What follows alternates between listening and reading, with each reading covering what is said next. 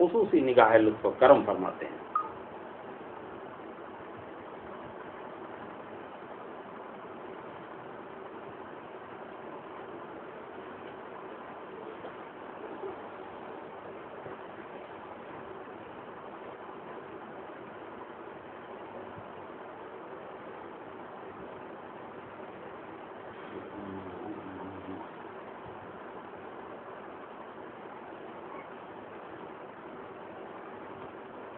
شہر مدینہ کی عظمت اور اس کی انفرادیت کا اگر اندازہ لگانا ہو،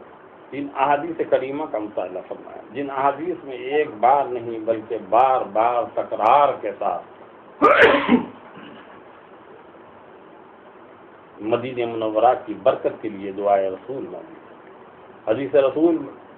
ارشاد ہوتا ہے، مسلم شریف کی روایت ہے کہ اے اللہ برکت دے ہمارے لیے مدینے،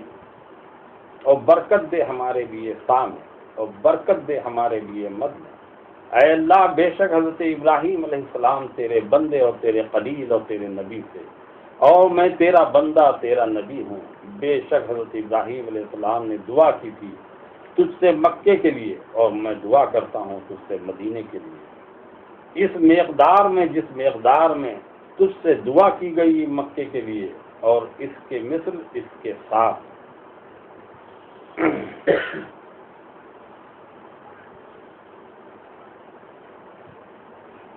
جو رسول مدینے کے فا اور مت کے لیے دعا فرمائے مانگ رہے ہیں، وہ مدینہ حبیب پاک صلی اللہ علیہ وسلم کو کس قدر عزیز اور پیارا ہے۔ معلوم ہوا کہ شہر مدینہ سے محبت صرف سنت رسول کی ادائیگی ہی نہیں، بلکہ اس میں اللہ اور رسول کی رضا اور خوشنودی بھی شامل ہے۔ شہر مدینہ سے رسول کونین صلی اللہ علیہ وسلم کی محبت اور قلبی چاہت کا اندازہ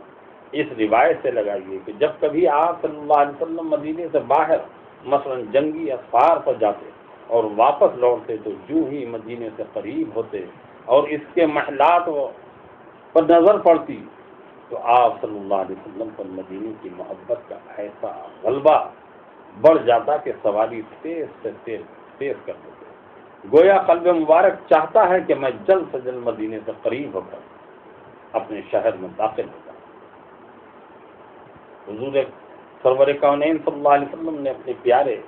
میٹھے چاہتے اور مہکتے مدینے کے لیے مختلف الفاظ میں بار بار خیر و برکت، عظمت و رفت، مقام و محبوبیت کے لیے دعا فرمائی۔ ارشاد رسالت مآب صلی اللہ علیہ وسلم ہے، بخاری و مسلم کی بات ہے، اے پروردگار عالم تو ہمارے لیے مدینے کو ایسے ہی محبوب کر دے جس طرح کے مکہ محبوب ہے، بلکہ اس سے بھی زیادہ کر دے۔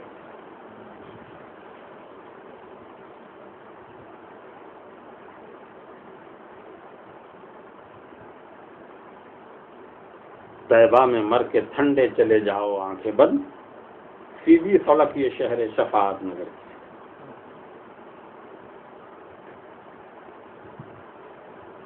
حضرت انس رضی اللہ تعالیٰ عنہ بخاری سے روایت کرتے ہیں کہ اے میرے اللہ مدینے میں مکے کی بنسبت دوگنا برکت عطا فرما۔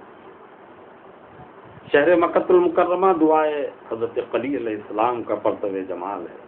دعائے خلیل کی برکت سے شہر مکہ تمام کائنات کا مرکز عقیدت ہے، انوار و تجلیات کا گہوارہ، رشد و ہدایت کا سرچشمہ و مرجع خلائق ہے، جس کا مشاہدہ نگاہ بصارت و بصیرت دونوں سے کیا جا سکتا ہے۔ دعائے خلیل کا یہ مقام ہے کہ اس کی برکت سے شہر مکہ کا ذرہ ذرہ رشک کے آفتاب اور غیرت محتاب بنا ہوا ہے، تو پھر شہر مدینہ کے کیا کہنے، جس کے لیے دعائے خلیل نہیں بلکہ یہ دعائے حبیب ہے، اور ایک بار نہیں بار بار مدینہ ظاہر و باطنی خوبیوں سے کس قدر لبریز ہے، اس کا اندازہ ہر کس و ناکس کے بس کی بات نہیں۔ دعائے حبیب صلی اللہ علیہ وسلم جس کی خصوصیت یہ ہے کہ کبھی رد نہیں ہوتی، بلکہ اجابت خود آگے بڑھ کر دعائے محمد رسول اللہ صلی اللہ علیہ وسلم کا استقبال کرتی ہے۔ مدینہ دعائے محمد رسول اللہ سے دونوں جہاں کی کامرانی کا حسین سنگم بنا ہوا ہے۔ سید المقبولین رحمت عالم صلی اللہ علیہ وسلم دعا فرمائے اور قبول نہ ہو، ایسا ہو ہی نہیں سکتا۔ بلکہ دعائے محبوب کی اجابت و قبولیت کا عالم یہ ہے کہ یہی وجہ ہے کہ محدثین کے اختلاف رائے کے باوجود سیدنا امام مالک رضی اللہ تعالیٰ اپنے موقف و مذہب کا اظہار ان الفاظ میں فرماتے ہیں: مدینہ بہرحال مکے سے افضل ہے۔ وہ فرماتے ہیں مدینے کی خصوصیات میں سب سے بڑی خصوصیت یہ ہے کہ مکے کے لیے حضرت خلیل نے دعا کی ہے، مگر مدینے کے لیے محبوب رب جلیل نے دعا کی ہے، اور دونوں کا فرق و نشان امتیاز اہل نظر پر ظاہر ہے۔ روایت ہے کہ حضرت سیدنا امام مالک رضی اللہ تعالیٰ اپنی پوری زندگی فریضہ حج کی ادائیگی کے علاوہ مدینہ شریف سے باہر نہیں گئے۔ لوگوں نے دریافت کیا حضور کیا وجہ ہے، کیا آپ مدینہ چھوڑ کر کبھی باہر نہیں جاتے ہیں؟ تو فرمایا اس ڈر سے باہر نہیں جاتا ہوں کہیں ایسا نہ ہو کہ میں مدینے کے باہر انتقال کر جاؤں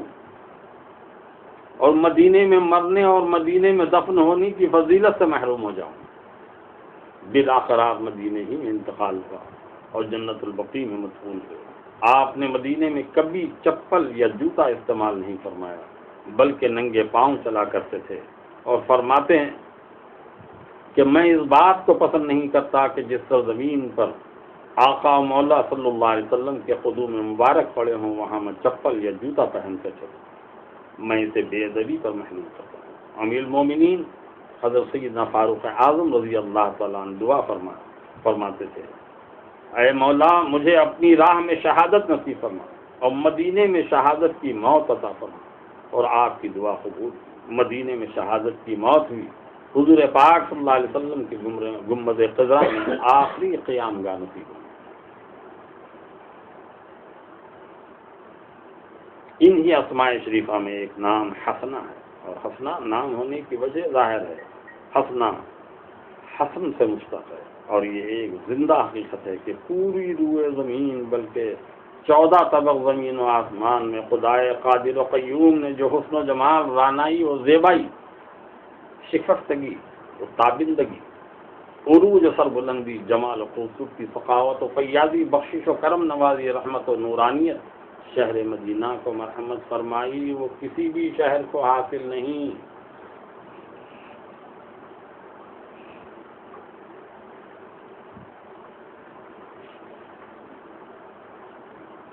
مدینے کے گرد و غبار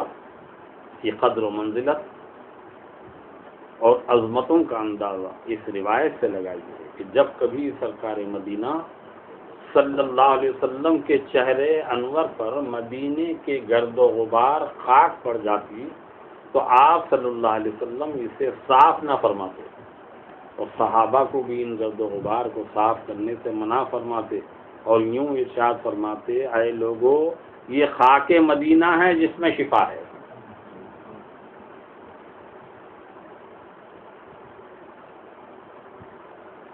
اسی لیے تو مدینے کے عشاق اور سید کائنات کے دیوانے یہ آرزو کرتے نظر آتے ہیں کہ کاش میں کوئی انسان نہ ہو کر مدینے کا گرد و غبار ہوتا،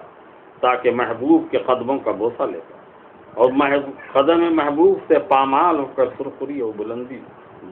اور درجات حاصل کرتا۔ اے کاش میں مدینے کی خاک ہوتا تاکہ زائرین طیبہ کے چہروں کا غازہ اور عاشقوں کے دل کی دھڑکن بنتا، نیز ملائکہ رحمت کے وجود اور حاضری کی برکت سے نوازا جاتا، اور دیوانے مجھے حرز جاں بنائے جاتے۔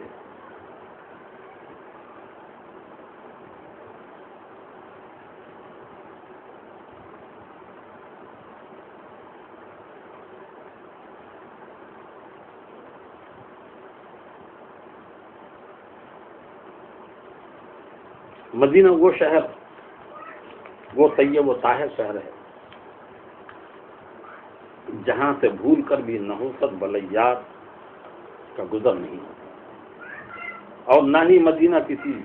برے بدبخت کو اپنے اندر قیام کی اجازت دیتا ہے۔ بس واضح ہو گیا کہ مدینے میں خیر کے سوا کچھ بھی نہیں۔